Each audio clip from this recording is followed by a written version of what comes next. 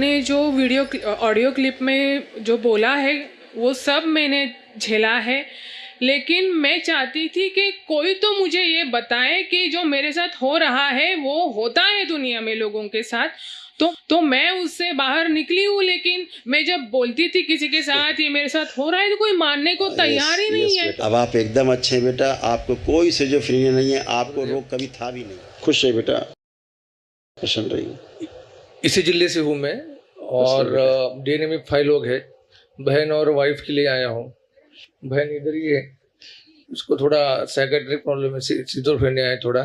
खड़ी करो जिसको सिजोफ्रेनिया था, अब उसे कोई सिजोफ्रेनिया नहीं है, कुछ भी नहीं है। आज गुरुजी मुझे कुछ प्रॉब्लम थे, अपने जो ऑडियो क्लिप में जो बोला है वो सब मैंने झेला है, लेकिन मैं चाहती थी कि कोई तो मुझे ये बताए कि जो मेरे साथ हो रहा है वो होता है दुनिया में लोगों के साथ। बेटा यही समस्या मेरा है। जो मन में था मैं बाहर निकलती थी, मेरे दोस्त कहते थे कि तेरे से बात करने वाला कोई नहीं है। बेटा प्रणाम करती हूँ, आपने मेरी समस्या सुलझाई। अब आप एकदम अच्छे हैं बेटा, आपको कोई सिजोफ्रेनिया नहीं है, आपको रोग कभी था भी नहीं। हाँ, ये मेरी 15 साल पहले मेरे फादर गए हैं और मेरे फादर बहुत स्ट्रिक्ट थे, उन्होंने कभी मुझे बाहर नहीं कुछ करने दिया। मैं उन्हीं संस्कारों में जी रही हूँ। जी, तो कहते हैं ना, जिसको जब तक स्वयं को कष्ट नहीं होता है वो दूसरे का कष्ट नहीं समझ सकता है ना। तो आप इसी प्रकार से जी रही थी कष्टों में।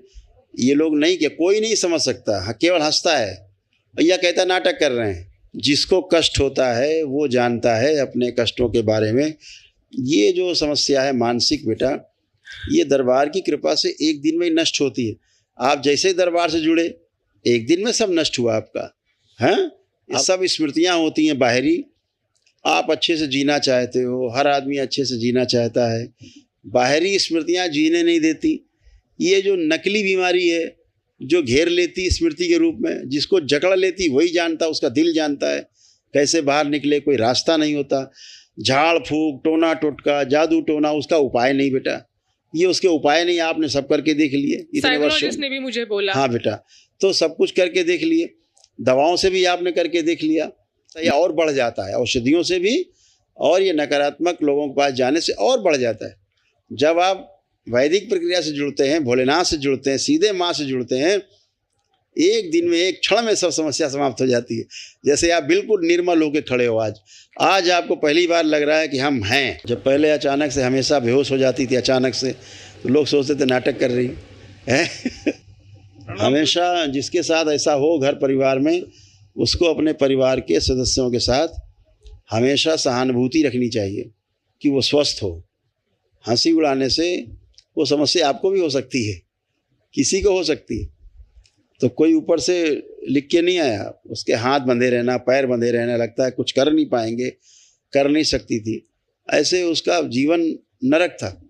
और जहाँ जहाँ झाड़ फूक कराने गए समस्या बजाय घटने की ओर बढ़ जाती है। तो इन सब से हमेशा बचना है, सबको दूर रहना है।